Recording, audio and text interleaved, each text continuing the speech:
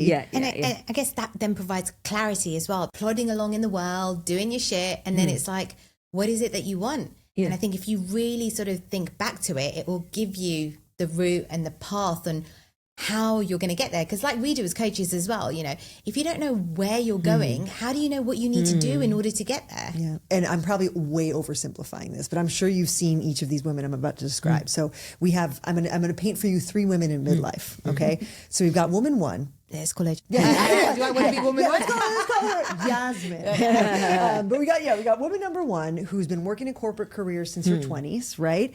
And has recently started a family and wants to be out of the game, wants a different pace of life, doesn't want to travel so much, needs to be out of the rat race, but literally doesn't know a different life. She doesn't know a different way. That's been her identity, you know, since she was working in New York City in, 2014. So like she doesn't have a map for what's next. So there's one midlife woman.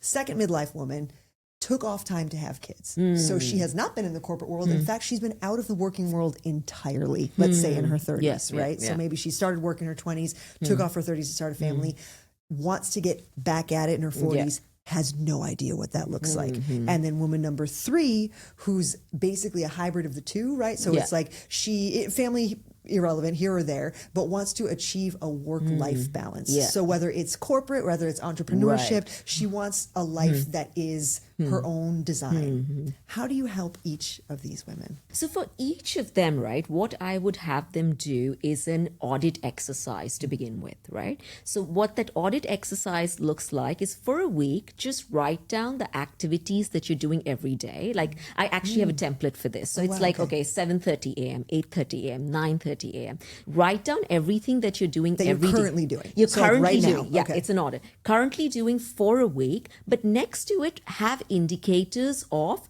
whether is this giving me money, is this giving me energy, or anything else I'm getting from it. Like maybe I'm just helping out in the school and it gives me a lot of joy, or I'm just doing this for impact. I'm hugging my child. From 9:30, 9:31.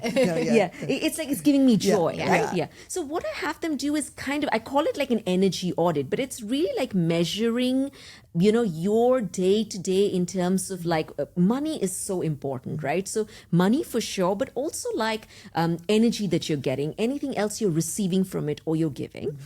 So that's one exercise. And then the second exercise I have them do is, what does my perfect day look like? Right? So again, it's once they do these 2 exercises, right? It's like, I have the current life audit, I have my perfect day. Now, how do I reach there? And for each of these 3 women, right, the journeys will look very different.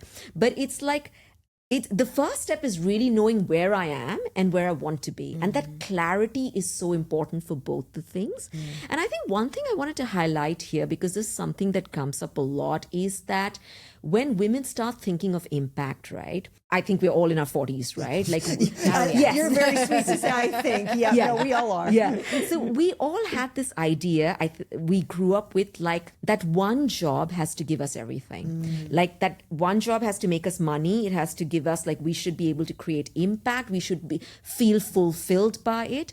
And that's the notion that I help women break, that it's totally fine to do one job that gives you money and then something else you're doing which is just for impact, and a third thing that you're doing which is like, giving you joy. And it doesn't have to be like, it's like putting, pressure on like one relationship to fulfill you, right? Like my husband or my partner has to be everything for me.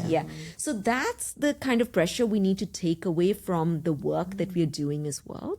Because, the woman that you were talking about in the first case, right? Like she could have a corporate job and a little bit of a side hustle. In fact, I know so many women in Singapore who make these cute, like, woolen things. I've forgotten the name of it. I know what you mean. The little, it's not the potato thing, is it? It's not the potato. I've forgotten what it's called. It's not knitting. It's I know it's a new thing. Crochet. Yes, exactly. Yeah. So they have a side hustle of like these little crochet toys. There's no pressure on making money. I have a little broccoli. Like there's no pressure of making money from it. Like, of course they may sell it, they may gift it, they may take part in pop-ups, but money is coming from the corporate job. This they're doing for fun.